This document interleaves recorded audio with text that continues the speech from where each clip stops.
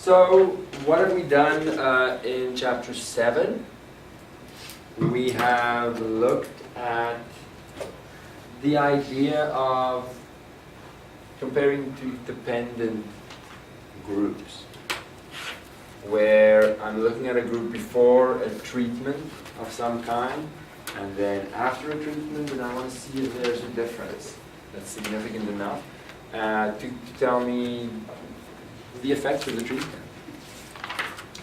Now we want to look at two independent groups, and the first example should illustrate the difference between what we've done before and what we're going to do, what we're trying to consider now, where I'm looking at two groups measuring their task performance in a quiet environment and a noisy environment. So these are different people.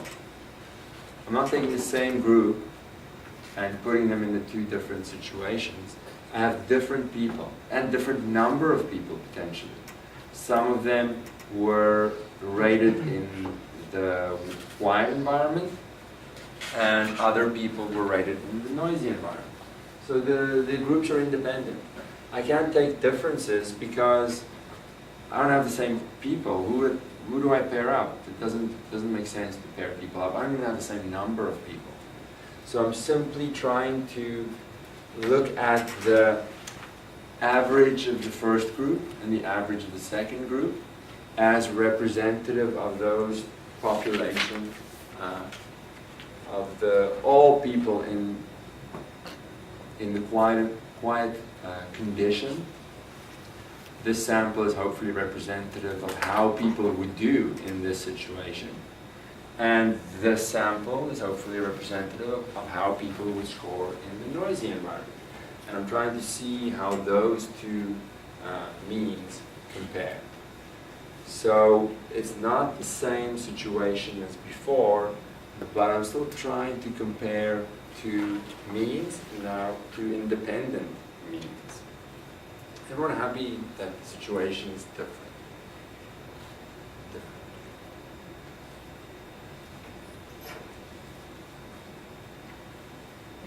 Different. That's all we want to know. It's not the same as before. I can't take the differences in the same way. It's not the same situation. Similar, not exactly the same. So, the hypothesis question or the hypothesis test issue is still, is there a significant enough difference between the two means? How do the means compare between these two populations based on the samples that I have? So let's go to the next, the hypothesis test procedure. It just started. We're going to jump around a little bit. The first part should be fairly familiar in how we phrase them. So I have two populations. One population tested under quiet conditions, one population tested under noisy conditions, and my research hypothesis is what I hope would be supported by the evidence, that under quiet conditions they score better. In other words, population 1's mean is greater than the mean of population 2. So the mean in quiet conditions is greater than the mean in noisy conditions. And then the null hypothesis is that it's not. That it's not. That people in the quiet conditions don't perform better. Everyone happy with the setup? Setup should be familiar. Right.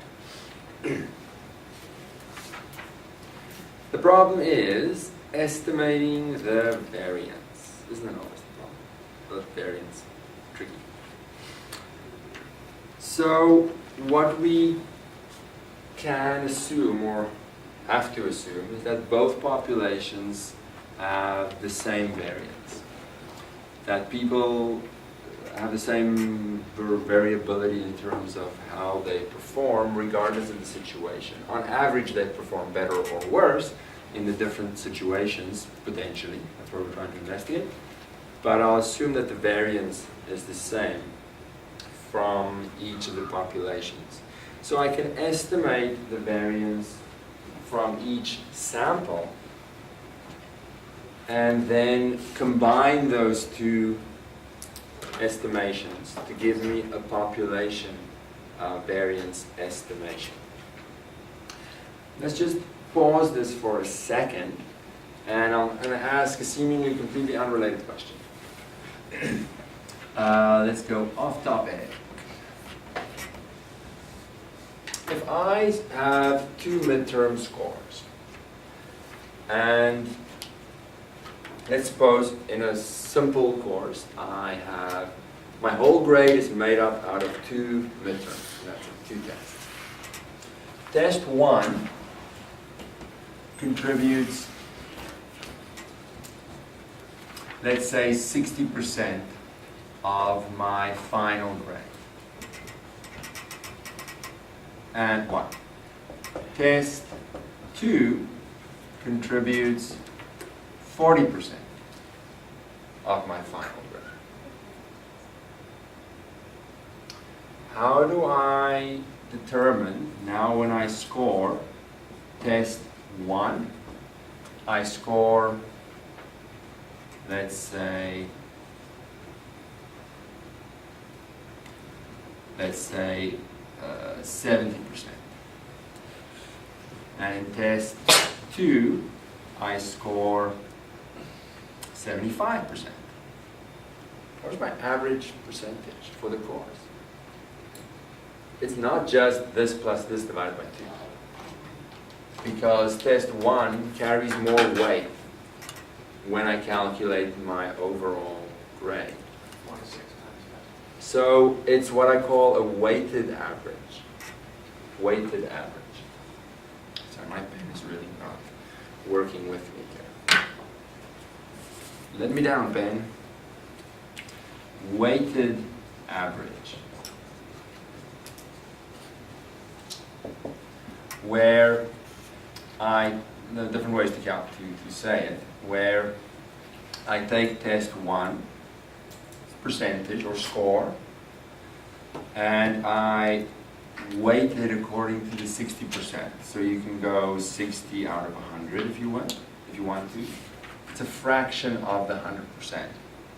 And I take my test 2 score and weight it a little bit less according to the 40%. And then I would get my overall percentage, which would be, I want to calculate this, 72? 72%. Now, there is a difference between this and 70 plus 75 over 2. Not very much, because it's only a 60-40 split. If this was if this was closer to 100 and this was contributing less, then the actual correct average would be further away from just the simple average of those two. So I call this a weighted average, because they contribute in different ways. Does that make sense? Now we're going to do the same thing when I estimate the variance, in that I have samples of different sizes. If I calculate the sample variance from each one, and I want to pool them together to give me a population variance estimate, the bigger sample should have a little more say in what the variance is. If I have a smaller sample, it shouldn't have as much say. So I'm going to calculate what we call the pooled variance as an estimation of my population variance by calculating a weighted average according to the sample sizes. Okay. I'm trying to get the concept first before worrying about the detail of the calculation. Okay, so I'm going to scroll up, but I don't want to look too far. What is this? 2. So I don't want to show too much, but So here we have the two samples. Now I'm trying to estimate the variance. So I'll calculate the variance for each one. Looking at the average, of course, the sample mean. 21 in this case, add them up, divide by 5. Add this one up, divide by 4 to get a mean of 17.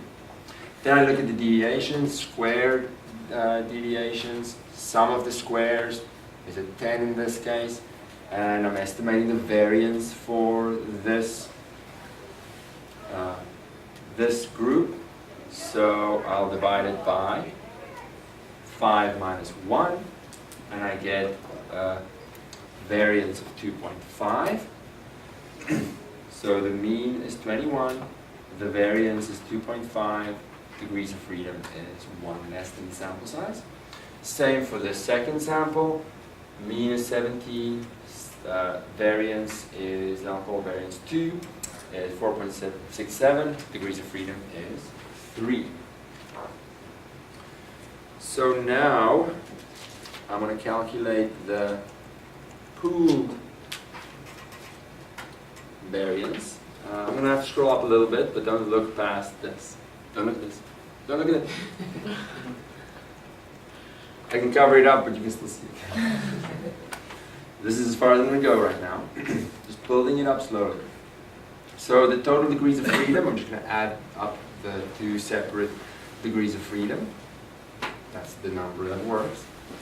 Now I'm going to calculate a weighted average and use that as the estimation for my population variance. Because I have a 5 sample and a 4 sample. So I'm going to weight it according to the degrees of freedom, which is the same or similar to the sample size. The bigger sample will have a higher degree of freedom, so it should carry more weight. So this one has a slightly higher degree of freedom, so it'll have a weight of 4 out of 7. And this one will have a weight of 3 out of 7. So the estimation for the population variance, the first sample will have a little bigger say in what the estimation is. Bigger samples, and they're probably better representations of the variance of the population. They should have a little more say. So I'll combine the two separate sample variances into what I call a pooled variance, and that'll be my estimation for the population. So the calculation here, combine the two, and I get a variance for my population of 3.43. Everyone okay with the weighted average idea? Everything we're doing from now on gets a little more complicated, a little more complicated. But hopefully before it gets too much, we're done. That's sort of the goal. It's inevitably going to be more complicated. It's statistics. Is the final one you opened up with? Is it cumulative? It's as non-cumulative as I can make it. But there's always going to be overlap. It's unavoidable. And whatever the midterm is, the final is as well. Unless people don't want it. I'm open to suggestion. I don't really mind. Whatever makes this more pleasant experience, I'll go for. Damage control, yes. So, whichever one is more weighty. Weighty, sure. Whichever one is the bigger sample has Yeah. more say Yeah. in what the variance should actually be. So that is where you, I can't really see this, but that's where you do. Should I zoom in? Yes, please. Now look at So this. where is that represented? The fact that it's more. Here. So the degree of freedom corresponds to the sample size. Right? Yeah. If the sample is bigger, the degree of freedom will be bigger. So in this case, they're close, but the first one's a little bigger than the second one. Yeah. So the first one has a 4 out of 7 say, and the next one has a 3 out of 7 say, making up 7 sevenths. Oh, okay. So instead of our percentages, it's now out of 7, Yeah. because the total degree of freedom is 7. 4 of those 7s, the first sample has sort of a say, a little more than half the say, Yeah. because it comes from the bigger sample. Now this is very slight, so it's very close to half and half, but if the samples were more unbalanced, then it would be even worse. Okay. Because the bigger sample is hopefully more representative, so we'll have a sample variance that's closer to the population. So I want that to have more say in trying to aim for the actual population variance. Yeah, okay. Thank Those things in brackets, that's not like This four, yeah, like that, and then later, that's not like 4/7 times 2.5. It's times, yes. That is multiplying. Yes. Where is the 2.5 coming from? This is the sample variance from sample 1. Sum of the squares divided by 5 minus 1. 2.5. This is the sample variance from sample 2. Sample 2. But it has a smaller say because it's a smaller sample.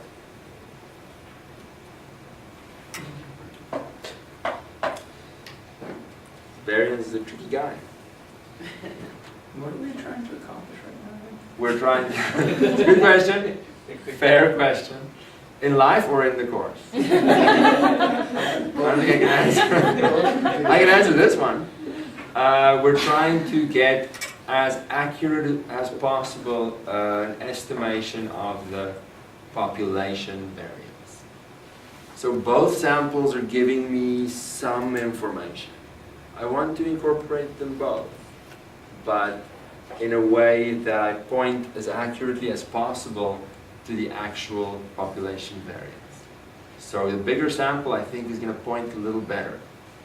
But I don't want to I don't want to ignore the second sample completely. I want it to have a say, just not as much. Because maybe it has something to say, so I want to mix them. And that's really my best chance. I don't know for sure, right? I can be way off, but it's my best estimation based on the sample. Educated guess. Educated guess. Any other questions? Questions are good? Okay, so don't look too far ahead. So that the pooled variance will be the estimate for my population variance. So now I need to again look at the two means and what are their distributions, each of the two populations, right? Each of the two populations, they're different. The people working in quiet conditions, the people working in noisy conditions, different. And this is a sample of more than one, so I'm going to need to compare this sample mean to the distribution of all possible means in the quiet condition. And I'm going to have to look at this sample, which is more than one. So I'm going to look at how this sample mean of 17 sits in the distribution of all sample means for 4 people working in noisy conditions. So I have 2 of them. Let's visualize. Can I visualize this? I have 2 populations. Quiet condition, people, individuals, task performance, and noisy condition. But because I have a sample that's bigger than 1, I need to look at the distribution of means, just as we've done before, more than once now. So I convert each one to its distribution of means. That's the next step. Because I have a sample that's more than 1, I need to look at where that sample average sits among all possible sample averages of 5 people that I can get. Where the sample average for my sample of 4 people, where that sits among all possible average ratings that I could get from 4 people in a noisy environment. trying to say this in different ways until you get it. So let's go up. That was 8.3. So actually, let me go just back to the calculation here for a second. Yeah. So now the next step is going to be the variance for my population's distribution of means. I have two of them. Bring them both down. Sample 1, was it the quiet one? Quiet is sample 1, okay. Just want to refer to these things correctly.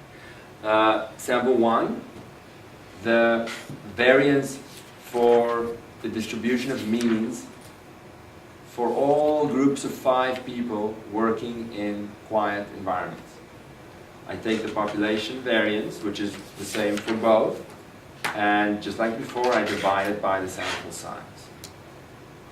Same for the second one, because now I'm going from the population to the distribution of means. Same as before. Whether you write the variance is, how should I write it? Whether you write it like, whether you write this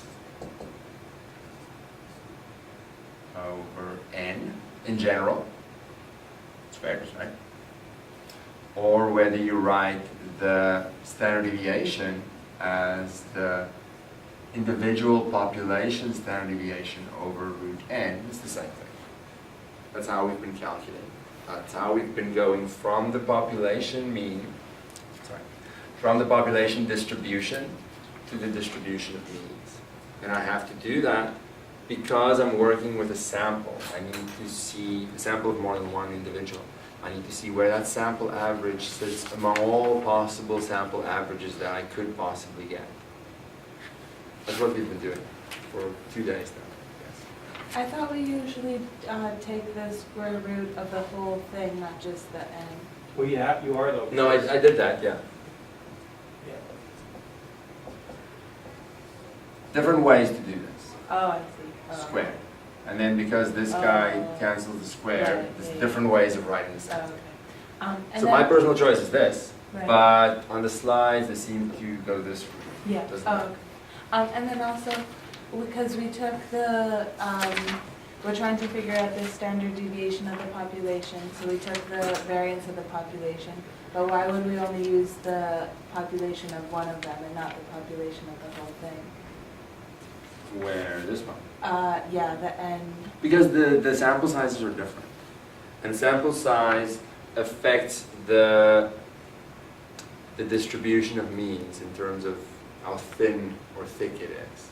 It affects its variance. So now in this case you could intuitively argue that they're so similar. What's the issue? 5 versus 4, yes. But if I have like a sample of 10 versus a sample of 3, then if I look at how the sample, if I have a large sample, let's say n1 is 10 or bigger, and a small sample, n2 is 3. Why do I keep using blue? I have others here. Then if I look at how this specific sample mean that I got, how that sits among all possible sample means that I could get from a sample of 10 is going to be different in terms of the variability than if I looked at a sample of just 3. This is going to have a lot of variability. This one not as much. So when I'm comparing how the sample sits within its distribution, I have to look at them separately initially. This one might have a fairly thin distribution of means because, okay, let's exaggerate and make it 100. It might be fairly representative, so I don't see a lot of variety between different samples of 100. Whereas if I take a sample of 10, it's going to have a lot of variety because so many different things can happen. Sorry, example 3. So many different things can happen if I just look at 3 people at a time. Many different things. But if I look at 100 people at a time, each one is more representative, so I don't see a lot of variety. So I need to do them separately first. Because depending on the sample size, the variation is different. The variance is different. So initially I do them separately. I'm going to combine them eventually. For now I'm doing them separately, taking the population of individuals that I'm assuming is the same throughout, my pooled variance, dividing it by the sample size for the first one, sample size for the second, same as always. Okay? Not that many steps left. Yes. I get confused by the concept of distribution of means.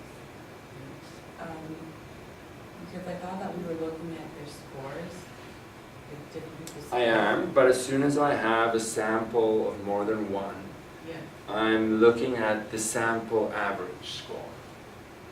Now I want to decide, is that a common number to get? Is Yeah. that an extreme number, a rare number? So I need to see how the sample average Yeah. compares to all possible sample averages that I could possibly have gotten with that number of people, say 5. I can't look at, sorry. I can't look at the sample average and compare that to individuals. I have to look at how that compares to what I could possibly have gotten. Is it common? Is it not? So I want to see the likelihood of getting a sample like that. So I need to put it in the context of what are the probabilities of getting different kinds of sample averages. And the probability is the distribution of that. But why is it saying each population's distribution of means? Like, it seems like it's saying that, I have 2 independent populations, right? but it seems like, unless I'm just not understanding, it seems like they're saying each population has more than one mean. No. It just means because I have 2 populations. Oh, okay. Each one has a mean Okay, and a variance. okay. Yes. Yes. Yes. Yeah, no, the phrasing I see. Just the. I guess what would be simpler is to say the distributions of the mean. Maybe that's simpler. Distributions of the means of each. I think that's worse, but all right. Throw in more words and Yes. eventually. Okay, so I create 2 distributions of the mean, 1 for each population. Okay, now I'm going to just visualize this first.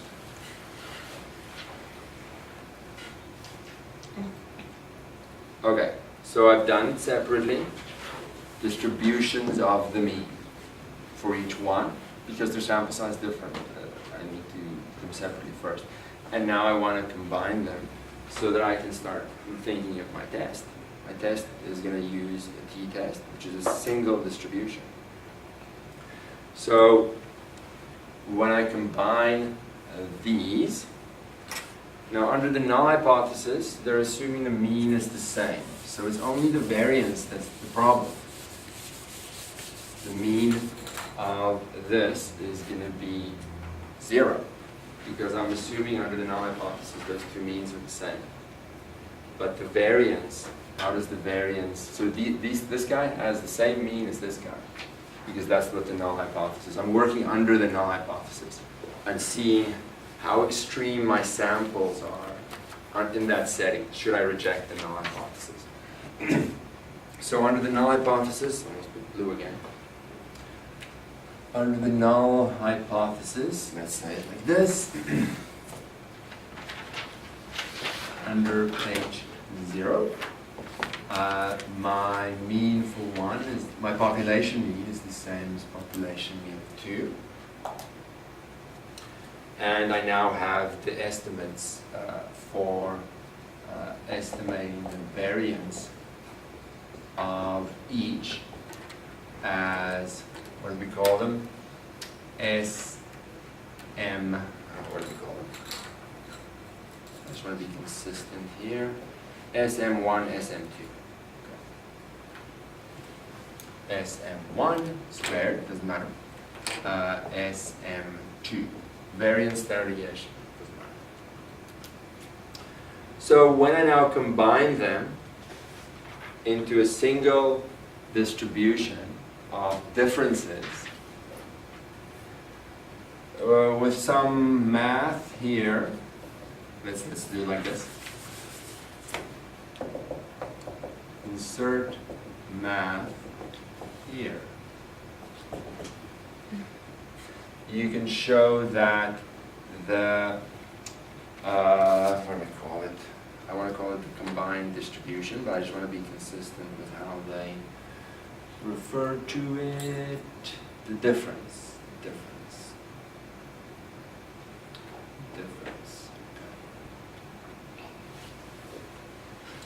Let's call it mu difference is mu, no, it doesn't matter which one, 2 minus mu1, 1 minus mu2, doesn't matter. Because they're the same, they're going to be 0. So the distribution of the differences between the means is 0, because they're assumed to be the same under the null hypothesis. You can show that if you're combining two variables like this, then the variance of the difference is actually the sum of the two. Which, when you think about this, it might make sense. This is a measure of variability. If I'm now subtracting two things, what is the worst kind of variability that I could get? The worst case, as these two things vary in between each other, is the worst variability in each one to sort of amplify to give me the sum of the two. But there's some math here, and you can prove that this is how variance is combined. So, I said we're avoiding some technicalities because it's hard enough already. So I'm taking the two distributions of the mean for each of my populations, merging them into one by way of a difference so that I can apply the t-test. And the variance of that comparison distribution is going to have, the variance is going to be the sum of the two individual variances, and the mean is going to be 0 because under the null hypothesis, excuse me, they are the same. It's only the variance that's the issue. No variance. Okay, so now let's continue. My last little bit. It's actually not that bad. I've seen worse. So the variance and standard deviation, therefore, of the distribution of the differences of the means is going to just be adding the two together, and I get in this example a 1.55. And therefore the standard deviation is just the square root of that, 1.24. That's going to be it. That's it. Everything else is the same. Okay? Just breathe, deep breaths. Everything else is the same. It's only how do I get an estimation for the variance when I have two independent groups, but my t-test requires a single distribution. I need to put them together in a sensible way, which is this one. Let me zoom out a touch, or can I put both? Yeah, I can. So, I've had my research and null hypothesis. I've now done the calculations for my comparison distribution. Population variance, comparison distribution has mean, I don't need to write M there, write a mu. 0, and the difference 1.24, and it has a t-distribution of 7 degrees of freedom, 4 plus 3. Now I'm back to familiar territory, which should be Good. A little bit of a relief. I think we use black. Where's the recording? So I'm looking at my distribution of means. I'm not happy with the m there. I think it could be a mu m or mu, I guess, difference is more appropriate. But this is the distribution, let's say, distribution of differences of means. So let's call it mu difference. That's 0, and the variance, so just be careful here. I've added the variances, and then I take the square root of that. I don't add the standard deviations. It's variance that gets used in the calculations, and at the very end, I take the square root. So whatever you write here, I have my standard deviation of the differences as 1.24. Now I have my degrees of freedom, t distribution, everything's good from now on. 7, and I'm going to decide on a 0.05 alpha. I'm looking at my research hypothesis that was, I suspect that under quiet conditions people perform better, so that the rating, the mean, is going to be strictly greater than in the noisy population. So I have a one-tailed test, and my cutoff is going to be somewhere over here, giving me my 5% on the right.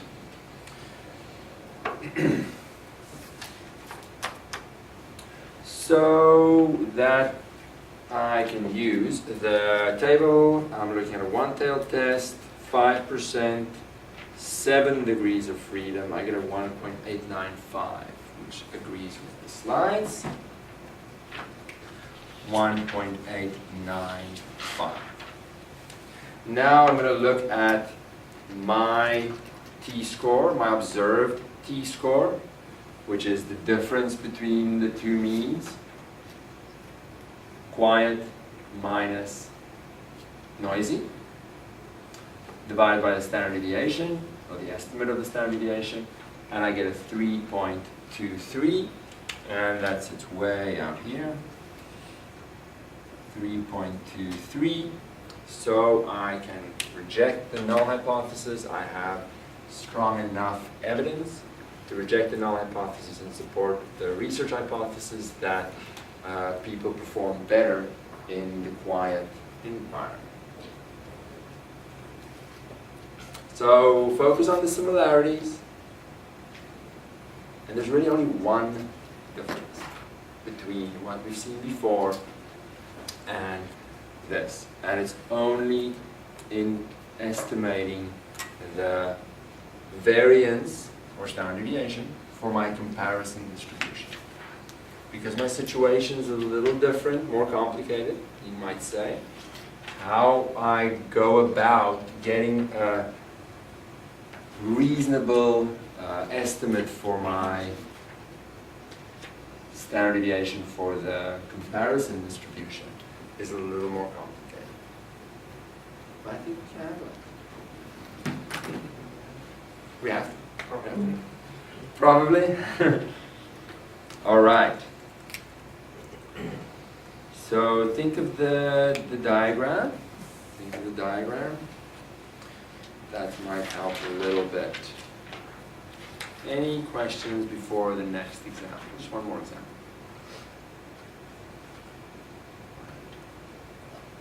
I'm going to have to zoom out just a touch. Just too big to fit if I zoom in another step. All right, one more example just to solidify it a little bit. So in this case, I'm looking at individuals who couldn't hold a job and participate in some sort of special job skills program versus individuals like that, but just have an ordinary job skills program. I'm trying to investigate if my special job skills program has a significant effect when I rate the individuals. And I'm trying to see if there is a difference between the two. Maybe I'm not sure if I want to look at a strictly greater than research hypothesis. So just to see some variety, I'll look at it just to see if it's different, better or worse. And the null hypothesis is that it's the same. There's no change. Because my evidence suggests that the sample from the first population is significantly different from population 2 or not enough. So now I have to go and think of this again. Think of this. I have my population, so I need to estimate everything for the population first. Pooled variance. And then I'll go to the distributions of the mean. Then I'll merge the two with a difference. So then maybe 3 steps, I suppose. So let's go to my calculation. I'll try and zoom in here a little bit. So it looks like a lot, but it's not.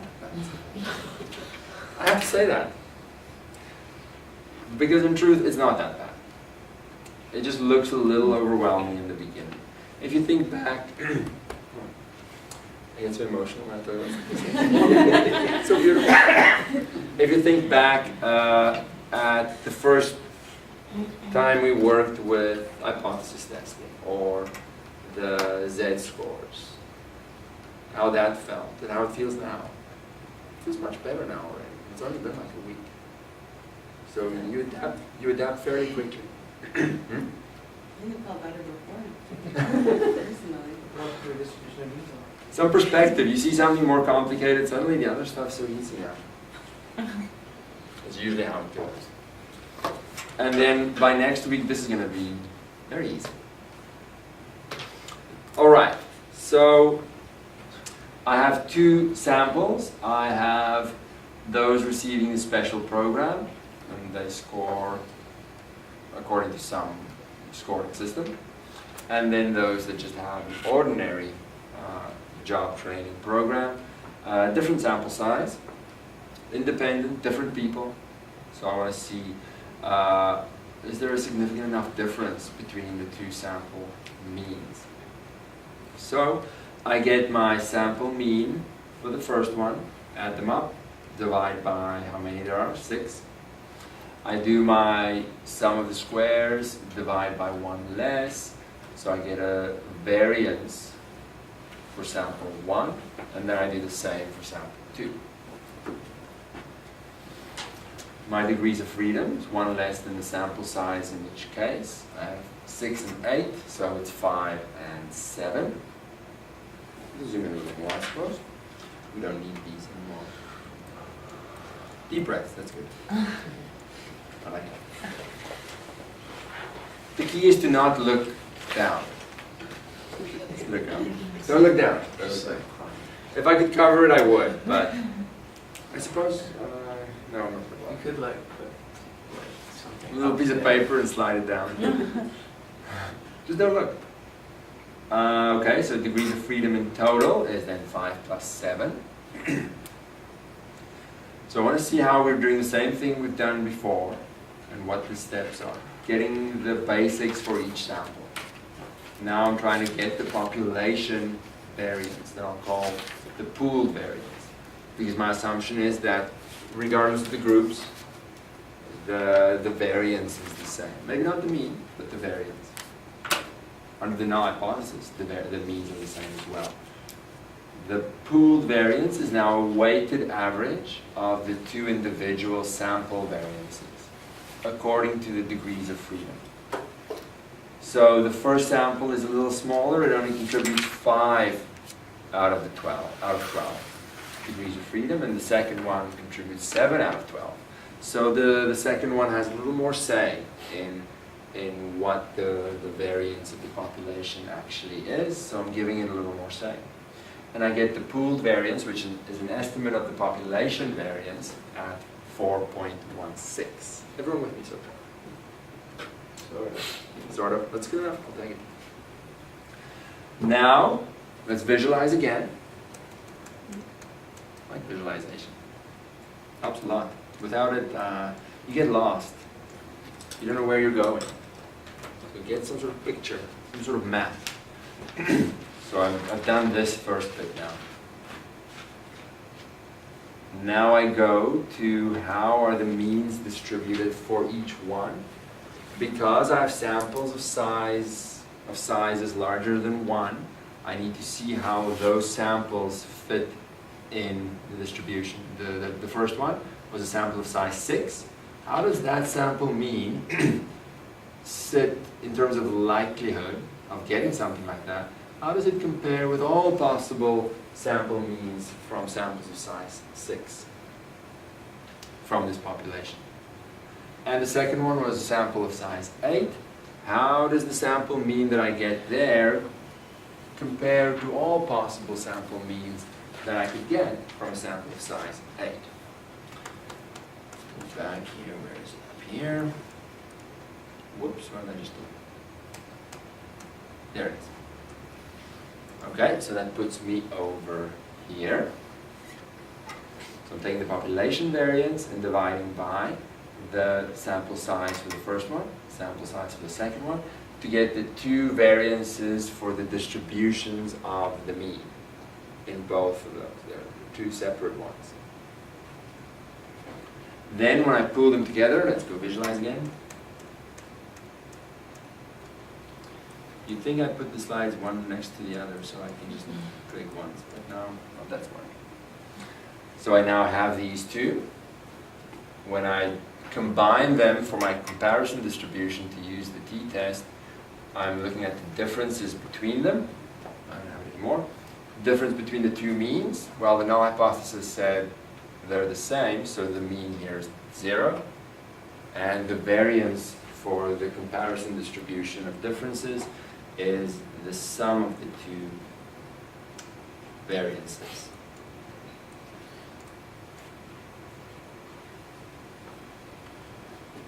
So I have these two individual ones, the variance of the difference, I add them together. I know it's hard to understand this because we're skipping all the math, but you can prove that the variance of the sum of, or difference of two variables is the sum of the variances. I add them up, and then you get a 1.21. So for my comparison distribution, let's sort of recycle this one. I'm not sure which alpha we'll use, so I'll recycle that as well. So let me continue this. So that's always going to be 0 for this kind of test. Now I get variance of 1.21. Take the square root of that to get the standard deviation of 1.10. What is that 0 number? Where? On the top left. What That is the mean, mean difference? because the null hypothesis says they're the same. So difference is 0. So that's always going to be the same. It's only the variance is standard deviation, that's the issue. The mean's not the issue. Because the null hypothesis tells me everything I need to assume. So then I have t distribution, degrees of freedom, 6 minus 1, 8 minus 1, so 12. And I want a 5% again. So let's just go back to the hypothesis testing steps and see how it's structured. So where am I now? I've done all the hard work in number 2. Now I've decided on an alpha. It's a two-tailed test. Even though this tail looks a little longer than the other one, whatever. As long as you get the positioning right. So this will be 2.5%, even though I don't need that for my table. The table takes care of all that for me, just to visualize. Two-tailed test, split into 2. degrees of freedom is 12. The t that I need, I can look it up. Let's just verify if they're doing it right, since we have seen a few typos. Two-tail test, 5%, degree of freedom, 12, 2.179. Okay, good. So plus or minus 2.179. This would be a plus. And this would be a minus. Since I don't know if my special job skills programs can be better or worse, potentially. I want to play it safe, I don't know which one, two-tail test. So then I look at my sample score. Well, I take the difference between the two sample means divided by the standard deviation of my comparison distribution, and I get 2.73. Okay, it's extreme enough, not by too much, but it's enough, 2.73. So I can reject the null hypothesis. I have evidence that supports the research hypothesis that the two means are different at a significance level of 5%.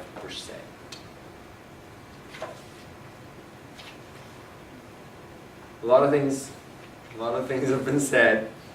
I'm not gonna lie, I totally understand how it must feel.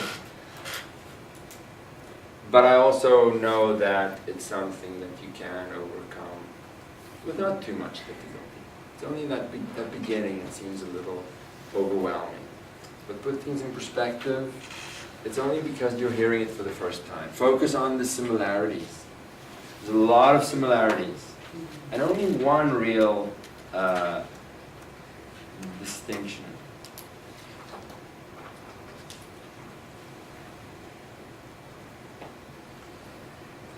So, just to summarize, I'm not going to read the whole thing. We've gone through the steps. The only issue is in finding the standard deviation of the comparison distribution. So you can see it as, they have it as 5 steps. You can think of the steps however you want. However, you need to look at this weighted average,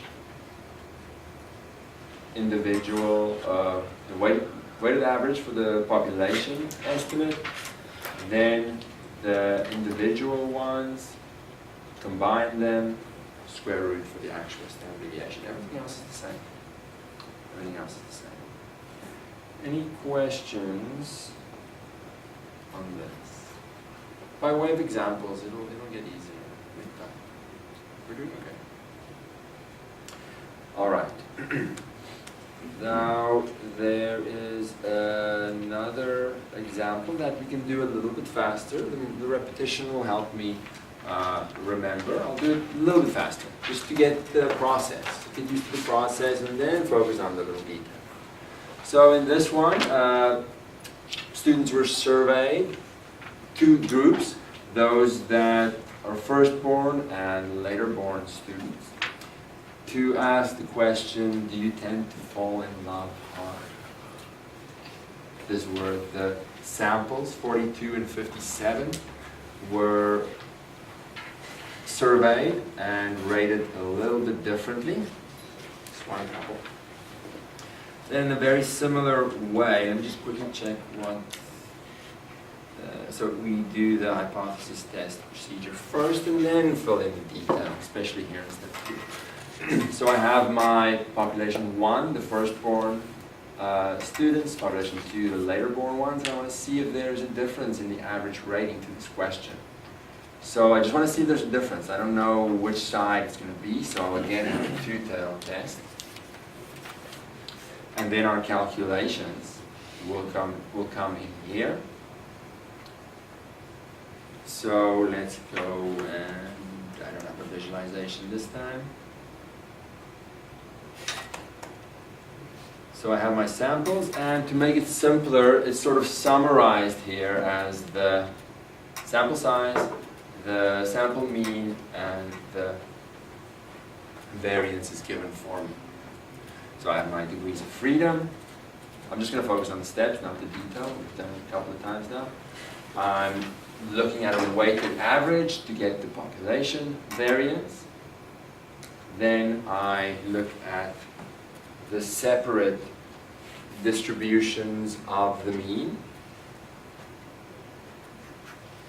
combine them for my comparison distribution, and take the square root for the standard deviation of this. So let's visualize it here, since it's not on the slide. Then we know the alpha, degrees of freedom will change, and this will change. See the similarity? Very similar. It's only the estimation of the standard deviation that's different. So in this case, I get 0.39. Degrees of freedom is 97. And let's go to my hypothesis test, where I'm deciding on 5% again. And I have a two-tailed test, so I look up the t-score cutoff value. I have 97 in my list. Let's verify that 1.986, they say. So I look at two-tailed, 5%, 97 is not there. What do? They choose the 95, which I suppose is the closer one. 986. 986. Negative 1.986. And then I see what is my t-score observed between the two sample means using my estimate for the standard deviation.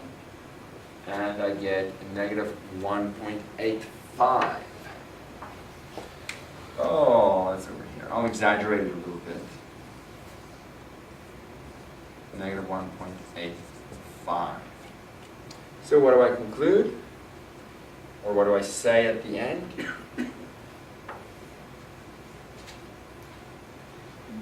Inconclusive. It's not bad, but it's not past my cutoff. It's not strong enough evidence to say that at this significance level, the differences are, or the means are different. Could just have been a little random sample that gives me this. All right. I'll quickly do the rest, but this is essentially it. When it comes to effect size and power, again, because I'm using the t-distribution, I don't have all the tables and all the information at my disposal to do the calculation, but we've done the calculation. In the basic case, we don't need to do it every time by hand. I have these tables to help me get an estimate of the power of the study, and therefore the probability of making a type 2 error. Now, the slight little issue is that this table assumes that the sample sizes are the same, and if it's not the same, then the power is I have to adjust the calculation a little bit. It turns out that, let's just do the effect size first, before I forget. The effect size is what you might suspect. Effect size, D.